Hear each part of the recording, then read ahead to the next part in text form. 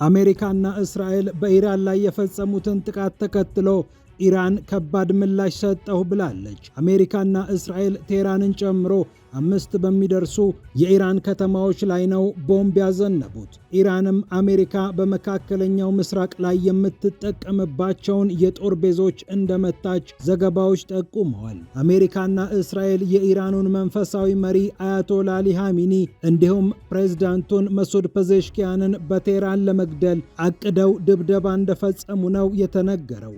ሁለቱም መሪዎች ለጊዜው ደህንነታቸው እንደተጠበቀም ተነግሯል። አሜሪካ በመካከለኛው ምስራቅ ላይ የተከለቻቸው የጦር ቤዞች በኢራን ኢላማ ውስጥ እንደሚገቡ ከዚህ ቀደም በቴህራን ማስጠንቀቂያ ሲሰጥ እንደነበር ይታወሳል።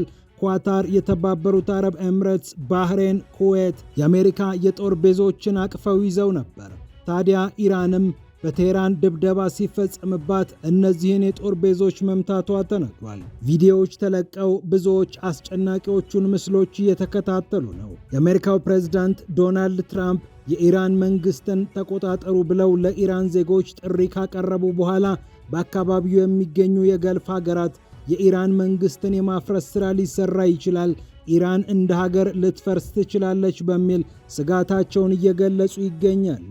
አሜሪካ በኢራቅም ተመሳሳይ ነገር ፈጽማ ቀጠናው ተተራምሷልና የገልፍ ሀገራት ይህንን አይተው ባይሰጉ ነበር የሚገርመው። ብሪታንያ ደግሞ በጥቃቱ የለሁበትም ብላለች። ሌሎች አስገራሚ ነገሮችም ተሰምተዋል። ፒያሳ ኔትወርክን ስትከታተሉ ሁሉንም በጥልቀት ታገኛላችሁ።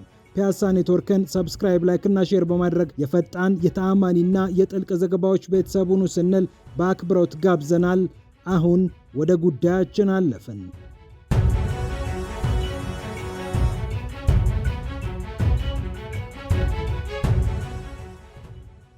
የተፈሩት ነገሮች እንደተባለው ተፈጥረዋል።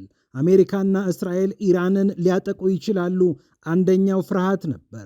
ኢራንም የአሜሪካ የጦር ቤዞችን ጨምሮ የተለያዩ ኢላማዎችን ልትመታ ትችላለች። ይህም የተሰጋ ጉዳይ ነው። የገልፍ ሀገራት ይህንን ሰግተዋል። ዓለም ይህንን ሰግቷል። የሆርሙዝ መተላለፊያ ላይ የሚያልፈው ነዳጅ እክል ሊገጥመው ይችላል። ይህም ሌላኛው የተፈራው ጉዳይ ነው። ታዲያ የተፈሩት ነገሮች አንድ ባንድ መሆን ጀምረዋል። አሜሪካና እስራኤል ኢራንን ከደበደቡ በኋላ የመጀመሪያው ፍርሃት እውን ሆነ። አሁን ደግሞ ኢራን ምላሽ ስትሰጥ ተከታዩ ፍርሃት እውን መሆኑ አልቀረም። ኢራን አሜሪካ አሉኝ የምትላቸውን የጦር ቤዞች እንዳጠቃች ተሰምቷል። በባህሬን፣ በተባበሩት አረብ ኤምሬትስ፣ በኩዌትና በኳታር የሚገኙትን የአሜሪካ የጦር ቤዞችን ነው ኢራን ያጠቃችው። የባህር ኃይል መገኛ ቤዟን ጨምሮ ቴህራን በዋሽንግተን ጥቅሞች ላይ ጥቃት እንደሰነዘረችም ታውቋል።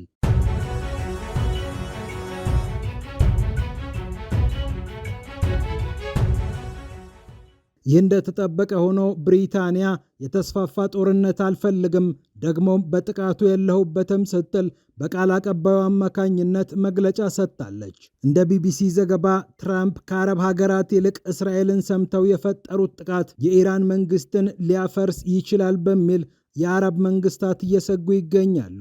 እናም የአረብ ሀገራት የኢራን መፍረስ ከወዲሁ እያሰጋቸው ይገኛል። መንግስታዊ ተቋሞቿን፣ የነዳጅ ማጠራቀሚያዎቿን እና ሌሎች እሴቶቿን አሜሪካና እስራኤል እየመቱ ከቀጠሉ ቴህራን እንደ ሀገር ብትፈርስ በአካባቢው የሚፈጠረው ውጥንቅጥ ቀላል አይደለም። በኢራቅ የሆነውን ነገር አሁን በዘመናችን ልናየው እንችላለን በሚል ነው የባህረ ሰላጤው ሀገራት ስጋታቸውን እየገለጹ የሚገኙት። የአሜሪካው ፕሬዝዳንት ዶናልድ ትራምፕ ኢራንን እንዳያጠቁ በተለይም ደግሞ በሀገራቸው የሚገኙ የአሜሪካ የጦር ቤዞች ኢራንን ለማጥቃት ጥቅም ላይ እንዳይውሉ ሰውየውን ሲወተውቱ ቆይተዋል። ታዲያ አሁን ኢራን ይህንን ጥቃት መፈጸሟን ተከትሎ አሜሪካ ከጦር ቤዞቹ ተነስታ ብታጠቃ እምቢ የሚሉበት ምክንያት ያጣሉ። እናም በዚህ ምክንያት ኢራን ላይ ሰፊ ጥቃት መፈጸሙ ስለማይቀር በቀጣይ የሚሆነው ነገር ይበልጥ እያሰጋቸው መጥቷል። ኢራን ባህሬን ውስጥ በሚገኘው የአሜሪካ ባህር ኃይል ማዕከል ላይ የፈጸመችውም ጥቃት መነጋገሪያ ሆኗል። በተለያዩ ሚዲያዎች ላይ የተሰራጩ ያሉ ቪዲዮዎች እንደሚያመላክቱት እጅግ ከባድ ፍንዳታና መናወጥ በአካባቢው ተከስቶ ነበር። ቪዲዮውን የቀረጹት ግለሰቦች ሳይቀሩ የፈጣሪ አለህ ብለው ሲደነግጡ በቪዲዮው ላይ በግልጽ መመልከት ይቻላል። ዘፊቭስ ፍሊት እየተባለ የሚጠራውን የባህር ኃይል ክፍል የያዘችው ባህሬን አሉ የሚባሉ የአሜሪካ የጦር መርከቦችን አቅፋ ይዛለች። በባህረ ሰላጤው፣ በቀይ ባህር፣ በአረብ ባህር እና በህንድ ውቅያኖስ አካባቢ የአሜሪካ ጦር ሲንቀሳቀስ እዚህ አካባቢ ላለ የመርከብ ሽፋን ይህ የባህሬን የጦር ቤዝ ልዩ ግዳጅ ተሰጥቶት ይንቀሳቀሳል። ኢራን በበኩሏ ለተለያዩ ሀገራት አሳውቅ ያለው ራሴን መከላከል እችላለሁ እያለች ትገኛለች። የኢራን የውጭ ጉዳይ ሚኒስትር የሆኑት አባስ አራግቺ ሐሙስ ዕለት ጄኔቫ ነበሩ። ታዲያ አሁን ከቴህራን መግለጫ ሲሰጡ ስለ ሰላም ንግግር አይደለም። አባስ አራግቺ እንዲህ አሉ። ራሳችንን የመከላከል ህጋዊ መብት አለን። ከተባበሩት አረብ ኤምሬትስ፣ ከሳውዲ አረቢያ፣ ከኳታር፣ ከኩዌት፣ ከባህሬን እና ከኢራን ሰዎች ጋር አውርቻለሁ። ለሁሉም ማሳውቂያቸዋለሁ። ኢራን ራሷን የመከላከል መብት አላት በማለት ነግሬያቸዋለሁ ሲሉ አባስ አራግቺ ተናግረዋል። እነዚህ ሀገራት የአሜሪካ የጦር ቤዞችን ስላስተናገዱ ይመስላል የኢራኑ የውጭ ጉዳይ ሚኒስትር ወደ እነዚህ አካላት ደውለው የተናገሩት። እነዚህ ሀገራት ራሳችንን መከላከል እንችላለን ብለው ራሳቸው መግለጫ እያወጡ ቢሆንም ከኢራን ጋር ሙሉ ለሙሉ ጦርነት ውስጥ መግባት ስለማይፈልጉ ጉዳዩን በጥንቃቄ ይዘውታል። ታዲያ የኳታሩ አልኡዴድ የጦር ቤዝን ጨምሮ የተለያዩ በአካባቢው የሚገኙ የጦር ቤዞች መመታታቸውን ተከትሎ እነዚህ ሀገራት ጸረ ሚሳኤሎችን እየተኮሱ እንደሆነም ታውቋል። ዓለምን ያስጨነቀው ይህ ክስተት ከተለያዩ አቅጣጫዎች አስተያየት እየተሰጠበት ይገኛል።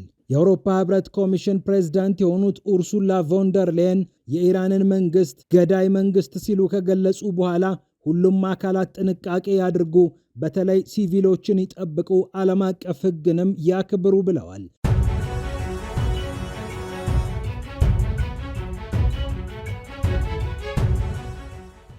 የጣሊያኗ ጠቅላይ ሚኒስትር ጆርጂያ ሜሎኒ በበኩላቸው ከኢራን ህዝብ ጋር አብረን እንቆማለን፣ የኢራን ህዝብ የሲቪልና የፖለቲካ መብቶቹ ሊከበሩለት ይገባሉ ብለዋል። የአውስትራሊያው ጠቅላይ ሚኒስትር አንቶኒ አልባኒዝም ከጀግናው የኢራን ህዝብ ጎን እንቆማለን፣ አሜሪካ ኢራን የኒውክሌር ጦር መሳሪያ እንዳትታጠቅ የምታደርገውን ጥረት እንደግፋለን ብለዋል። ከሩሲያም ምላሽ ተሰጥቷል። የሩሲያ የውጭ ጉዳይ ሚኒስቴር እስራኤልና አሜሪካ የፈጸሙትን ጥቃት ኃላፊነት የጎደለው ሲል ገልጾታል። ለፖለቲካዊና ለዲፕሎማሲያዊ መፍትሄዎች አሁንም ጊዜው አልረፈደም። ሁለቱም አካላት ለፖለቲካና ለዲፕሎማሲ ትኩረት ይስጡ፣ መፍትሄው እርሱ ነው ስትል የፑቲን ሀገር አስጠንቅቃለች። ብሪታንያ በበኩሏ ከዚህ በላይ ቀጠናው መተራመስ የለበትም፣ በአካባቢው ያለንን ጥቅማችንን ለማስጠበቅም ዝግጁ ነን ብላለች። የተለያዩ አየር መንገዶች ወደ መካከለኛው ምስራቅ የሚያደርጓቸውን ጉዞዎች እየገደቡ ናቸው። ወደ እስራኤልም ከእስራኤልም የሚነሱ አውሮፕላኖች አሁን የሉም። እስራኤል፣ ዱባይ፣ አቡዳቢ፣ አማንን ጨምሮ የተለያዩ ከተሞችም በረራዎች እየቆሙ እንደሆነ ታውቋል። በሳውዲ አረቢያም ገቢና ወጪ በረራዎች እየቆሙ እንደሆነ መረጃዎች ጠቁመዋል። እነ ኤምሬትስ፣ ሉፍታንዛ፣ ኤር ኢንዲያ፣ ተርኪሽ ኤርላይንስ እና ሌሎች አየር መንገዶችም ወደ አካባቢው አንበርም እያሉ ነው። ይህ ሁሉ ከመሆኑ በፊት እስከ ትላንት ድረስ የአሜሪካው ፕሬዝዳንት ዶናልድ ትራምፕ በኢራን ላይ ጥቃት እንፈጽማለን የሚል ማረጋገጫ አልሰጡም ነበረ። ምልክቶቹ ግልጽ ቢሆንም ትራምፕ ግን እናጠቃለን፣ ወዮላት የሚሉ ማስፈራሪያዎችን አንዳንዴ እያመጡ አንዳንዴ ለዘብ እያደረጉ ቆይተዋል። ምልክቶቹ ግን ኢራን ልትጠቃ እንደምትችል ግልጽ ነበር። እናም ኢራን ምን ያህል መዘጋጀቷ የሚታወቀው ጥቃት ከተፈጸመባት በኋላ ሰዓታትን ሳታባክን የአሜሪካ የጦር ቤዞችን እንዳለችው መምታቷ ነው። ኢራን ምን ያህል የጦር ቤዞቹን እየመታች ትቀጥላለች? ምን ያህልስ ራሷ እየተመታች ትቀጥላለች? የሚለው ጥያቄም መልስ የሚፈልግ ጉዳይ ነው። ፒያሳ ኔትወርክን ስትከታተሉ ስለቆያችሁ ክብረት ይስጥልን ብለናል። ፒያሳ ኔትወርክን ሰብስክራይብ፣ ላይክ እና ሼር በማድረግ የፈጣን የተአማኒና የጥልቅ ዘገባዎች ቤተሰብ ሁኑ ስንል በአክብሮት ጋብዘናል። ሰላም ለዓለማችን።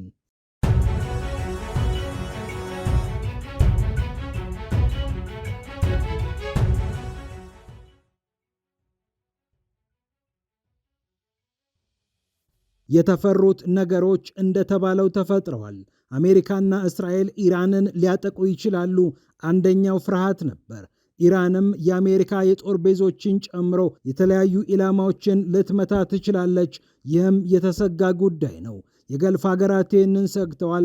ዓለም ይህንን ሰግቷል። የሆርሙዝ መተላለፊያ ላይ የሚያልፈው ነዳጅ እክል ሊገጥመው ይችላል። ይህም ሌላኛው የተፈራው ጉዳይ ነው። ታዲያ የተፈሩት ነገሮች አንድ ባንድ መሆን ጀምረዋል። አሜሪካና እስራኤል ኢራንን ከደበደቡ በኋላ የመጀመሪያው ፍርሃት እውን ሆነ። አሁን ደግሞ ኢራን ምላሽ ስትሰጥ ተከታዩ ፍርሃት እውን መሆኑ አልቀረም። ኢራን አሜሪካ አሉኝ የምትላቸውን የጦር ቤዞች እንዳጠቃች ተሰምቷል። በባህሬን፣ በተባበሩት አረብ ኤምሬትስ፣ በኩዌትና በኳታር የሚገኙትን የአሜሪካ የጦር ቤዞችን ነው ኢራን ያጠቃችው። የባህር ኃይል መገኛ ቤዟን ጨምሮ ቴህራን በዋሽንግተን ጥቅሞች ላይ ጥቃት እንደሰነዘረችም ታውቋል።